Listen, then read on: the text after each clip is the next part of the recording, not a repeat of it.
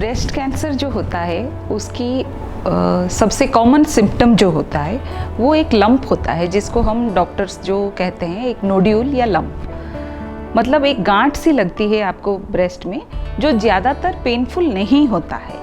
Breast cancer की जो lump होती है वो ज़्यादातर पेनफुल नहीं होता है और वो धीरे धीरे बढ़ता है।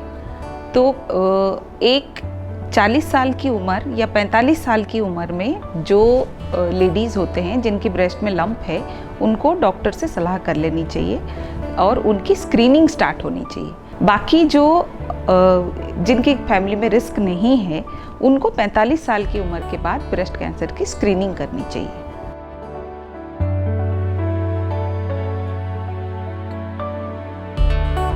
ब्रेस्ट कैंसर की इलाज जो है आज के तारीख में 3 तरह की ट्रीटमेंट होती है। मेन जो होता है, एक तो है ऑपरेशन होती है ब्रेस्ट कैंसर की, सर्जरी।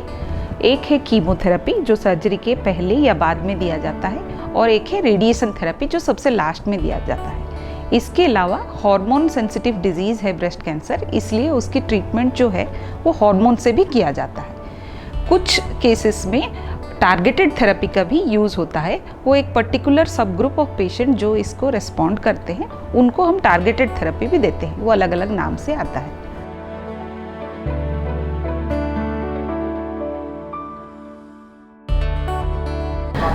ज़्यादातर क्योंकि सिम्टम्स एक गांठ जैसी आती है ब्रेस्ट कैंसर की, ज़्यादातर मरीज़ सर्जन या गायनेकोलॉजिस्ट को दिखाना चाहते हैं। इसकी जो इन्वेस्टिगेशंस है, जो इनिशियल इन्वेस्टिगेशन है, वो सर्जन के पास होता है। तो हर ब्रेस्ट कैंसर के मरीज़ एक सर्जिकल ऑन्कोलॉजिस्ट या कैंसर सर्जन के पास दिखाना चाहिए।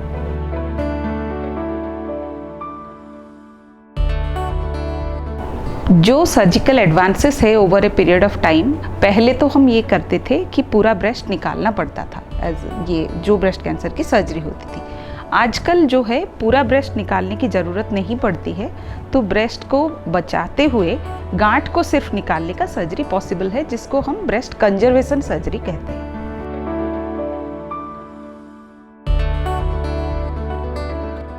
वो अलग अलग केसेस में डिपेंड करता है, लेकिन ज़्यादातर केसेस में जहाँ पे हमने ब्रेस्ट को बचाया है या ब्रेस्ट कंजर्व किया है, उस केसेस में ब्रेस्ट कैंसर की इलाज जो है तीनों करना पड़ता है। ब्रेस्ट की सर्जरी होती है, कीमोथेरेपी होती है और रेडिएशन भी होती है। जो उम्र जिसकी ज़्यादा है, कुछ मरीज़ों में जिनका बीमारी छोटी है और उम्र ज़्यादा है, उनमें रेडिएशन किसी किसी में देना नहीं पड़ता है। सर्जरी और कीमोथेरेपी सब में देना पड़ता है।